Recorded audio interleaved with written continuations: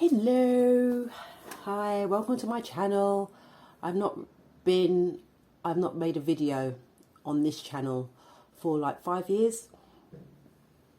So it's been a really long time. Anyway, so the reason why I'm making another video today is because I'm stretching my ears. So I'm stretching them because I really want to just document the journey, because it's going to be a journey. It's going to be quite a long journey. It's almost maybe a little bit similar to my lock journey, which took a number of years of patience. So I'm hoping that that journey has informed how I will proceed with the journey of stretching my ears. Okay, so first a little bit about my ears.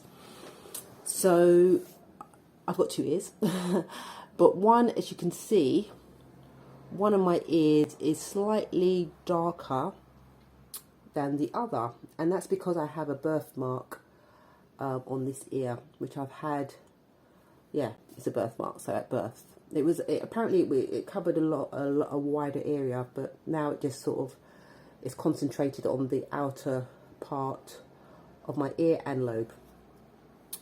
And the other problem, or the other thing to think about, is that this ear, as you can see, this one was pierced, I guess, quite nicely, right in the center of the lobe, and this one was pierced higher up. And even you can tell that, my other earrings, it doesn't nicely follow. Because when I started piercing my ears, I wanted them to go all along here on both sides. Obviously, that kind of, I still had a good go. Anyway, so the reason why I stopped or paused on this ear at least was because I, on my second hole, so the one between, there's a hole between there, I got a keloid, basically. And this was way back when I was about 14. And YouTube wasn't around, obviously, so it wasn't known.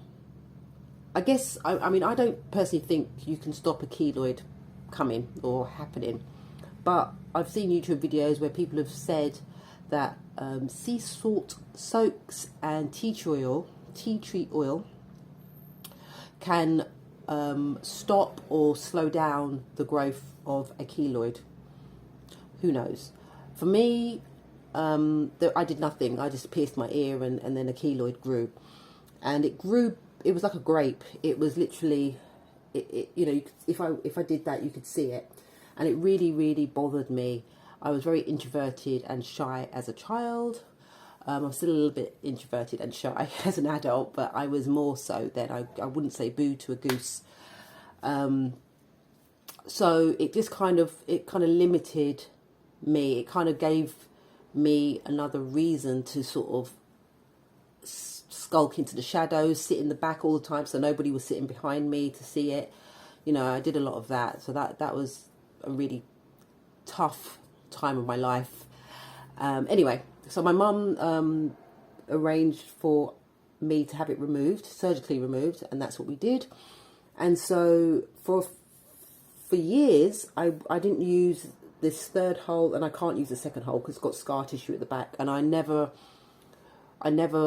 they said to me that you're prone to keloids, so you could get another one. So I just said, you know what, I'm not going to pierce this ear again. That's it. So that's why I pierced here. And this, anyway, yeah, this hole was the original hole.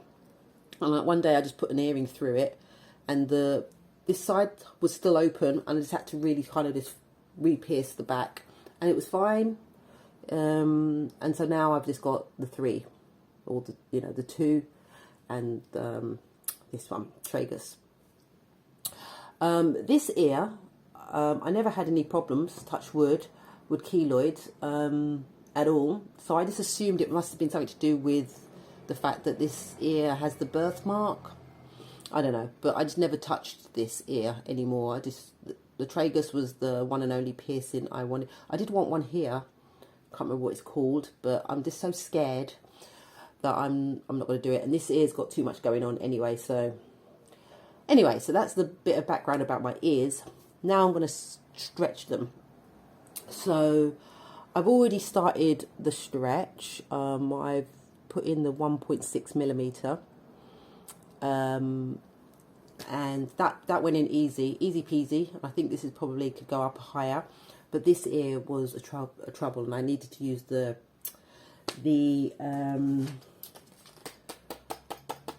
these to guide it in.